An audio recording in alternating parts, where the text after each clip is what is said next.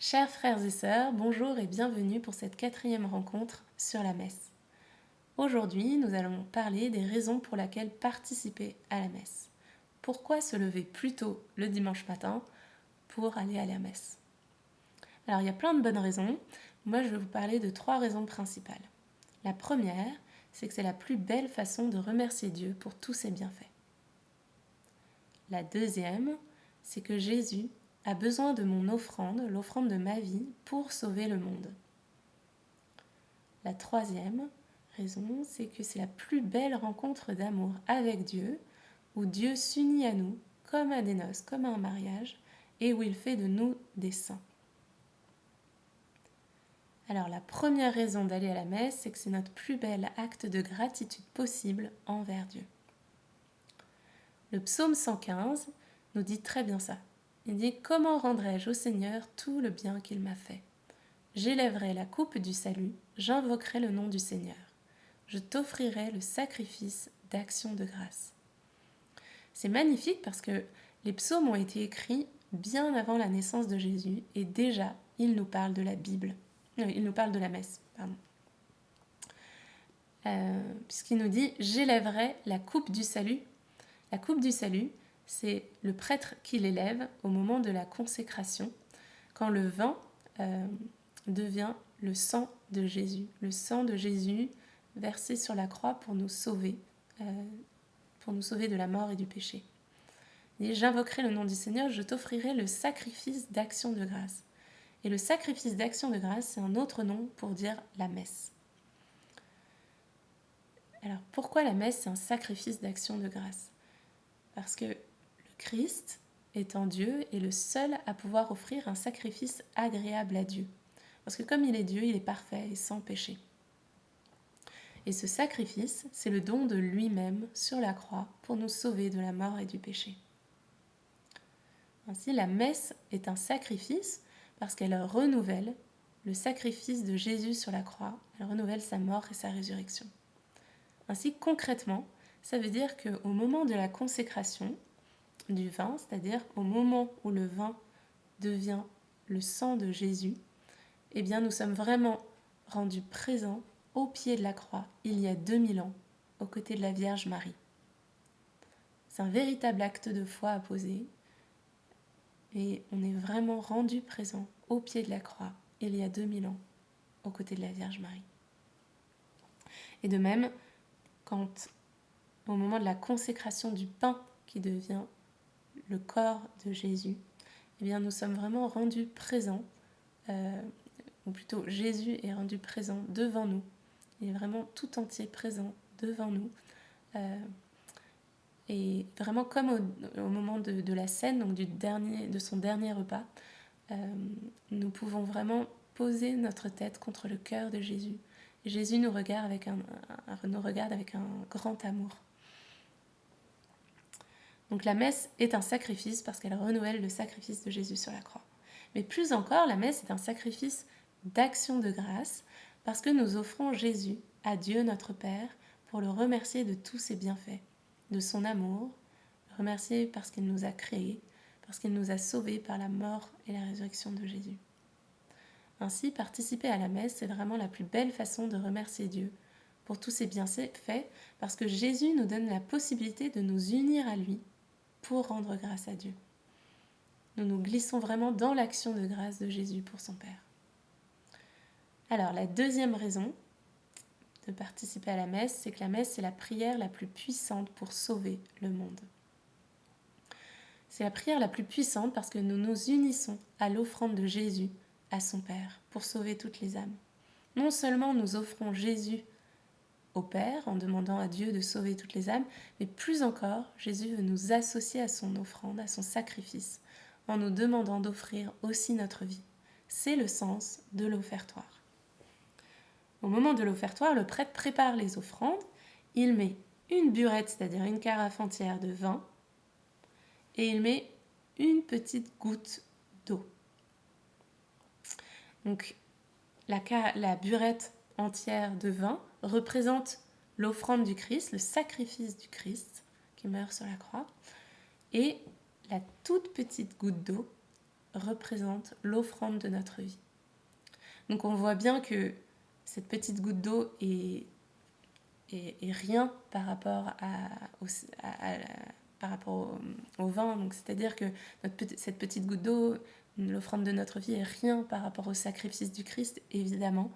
Mais par contre, Dieu a vraiment besoin de cette petite goutte d'eau. Il a besoin de l'offrande de notre vie pour sauver le monde. Alors comme il est Dieu, évidemment, il n'a pas besoin, il pourrait ne pas avoir besoin de notre offrande. Il peut sauver le monde sans nous. Mais il a décidé de sauver le monde avec nous. C'est lui qui veut sauver le monde avec nous.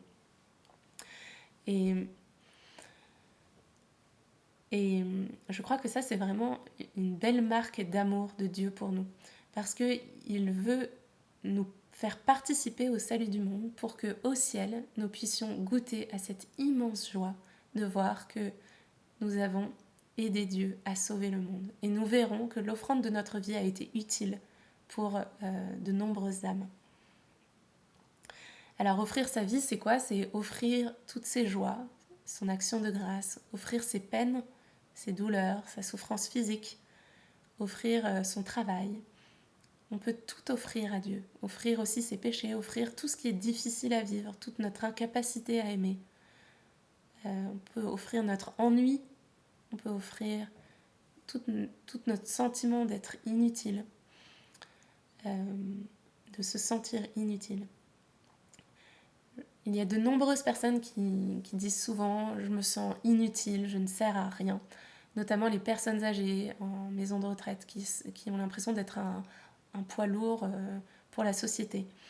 Ou alors même en tant que maman, parfois, on a l'impression que on ne fait pas grand-chose à part changer des bodys ou des couches. Voilà. Mais en fait, chaque petite chose, si elle est offerte à Dieu, unie au Christ, offerte à Dieu, elle sert vraiment pour le salut du monde. Et c'est vraiment une source d'action de grâce de voir que grâce à Dieu, notre vie qui parfois peut nous sembler inutile va au contraire être très utile. Et ça peut nous donner du courage et de la force pour vivre la souffrance, l'épreuve ou voilà, l'ennui en se disant que offert à Dieu, il sert à quelque chose, il sert à sauver des âmes. On voit un peu ça dans l'évangile des noces de Cana, ce passage de la Bible que vous venez de méditer, où Jésus demande aux serviteurs de remplir les jarres d'eau. Donc ces jarres représentent 600 litres d'eau, c'est quand même colossal, sachant qu'à l'époque, il n'y avait pas l'eau courante. Donc en gros, Jésus demande aux serviteurs, à midi, l'heure la plus chaude en Israël, d'aller au milieu du village, puiser avec des sortes de petites cruches, d'aller puiser l'eau et de faire je ne sais combien d'allers-retours pour pouvoir remplir les jarres et donc puiser 600 litres d'eau. Je pense que pour les serviteurs, ces nombreux allers-retours ont dû être difficiles et un sacré acte de foi. Vraiment, ils ont dû avoir une grande confiance en Dieu, en Jésus. Parce que je pense qu'en faisant ces allers-retours, ils ont pu se dire « Non mais franchement, il fait chaud, j'ai faim, j'ai soif. Ça sert à quoi? On n'a pas besoin d'eau, on avait besoin de vin. Et puis pendant ce temps, je ne peux pas avancer le service du repas. Pourquoi je fais ça? Ça sert à rien. » Un peu comme nous, pour notre vie, où parfois on se dit « Non mais franchement, ça sert à rien. » Mais Jésus nous demande de venir apporter notre petite cruche d'eau à chaque messe. Parce qu'il en a besoin et il va le transformer en vin pour les noces éternelles, c'est-à-dire pour le paradis. Pour qu'on soit tous unis à Dieu, pour cette grande fête qui nous attend au ciel. Voilà, c'est le sens de l'offertoire, donc surtout, ne laissons jamais notre ange gardien qui, au moment de la quête, donc évidemment on est appelé à donner de l'argent pour que les prêtres puissent vivre, mais il y a aussi la quête spirituelle où notre ange gardien nous attend et nous dit « Qu'est-ce que je vais apporter à Dieu, notre Père, de ta part? Qu'est-ce que tu veux offrir à Dieu ?» Voilà, alors ça c'était la deuxième raison. La troisième raison d'aller à la messe, c'est que la messe est la plus belle rencontre d'amour avec Dieu, où Dieu s'unit à nous comme à des noces, comme à un mariage, et où Dieu nous sanctifie, c'est-à-dire il fait de nous des saints, il prépare notre cœur pour l'éternité. Alors, Jésus, au moment de son dernier repas, qu'on appelle la scène, et au moment d'entrer dans sa passion, a dit à ses apôtres « J'ai désiré d'un grand désir vivre cette Pâque avec vous avant de mourir ». Et cette phrase, quand il l'a dit, il l'a dit aussi en pensant à chacun de nous, à chaque messe qu'il va vivre, où il va descendre sur terre pour venir s'unir à nous. Vraiment, Jésus nous dit « J'ai désiré d'un grand désir vivre cette communion avec toi ». Et donc il nous attend vraiment au tabernacle et il est impatient. En fait, il est même pas impatient depuis le début de la messe, il est impatient depuis 2000 ans, depuis qu'il a institué la messe, et même avant, puisque étant Dieu, il a ce projet depuis toujours. Donc c'est beau de voir que Dieu nous attend avec une grande impatience. Et donc Dieu s'unit à nous lors de la communion, où nous recevons Jésus dans notre cœur. Et en fait, c'est vraiment comme un mariage. Dieu nous promet, exactement comme un mariage où deux personnes s'unissent, il nous promet d'être fidèles. Je te promets de te rester fidèle dans les épreuves, comme dans le bonheur, dans la santé, comme dans la maladie, tous les jours de ta vie. Dieu nous fait vraiment cette promesse et il nous fait cette promesse d'être avec nous à chaque instant. Il veut nous aider à vivre chaque instant. Et nous lui faisons aussi cette même promesse. Mais on sait bien qu'on est incapable de la tenir, que c'est trop difficile pour nous. Et Jésus le sait aussi. C'est pour ça qu'il veut venir en nous et pas à côté de nous. Et qu'il décide de venir sous la forme du pain, de cette petite hostie, parce qu'il veut vivre en nous pour nous donner justement cette capacité d'aimer, parce que nous sommes trop faibles pour aimer à la mesure de son amour. Et donc, Jésus, vraiment par la communion, vient accomplir en nous sa loi d'amour. Pendant la messe, on nous lit les textes de la Bible, des passages de la Bible, qui nous disent qui nous disent justement toute la loi d'amour de Dieu, c'est-à-dire aimez-vous les uns les autres comme je vous ai aimé. Et on voit bien en écoutant la parole de Dieu que c'est trop dur pour nous. Quand il dit aimez vos ennemis, franchement c'est super dur.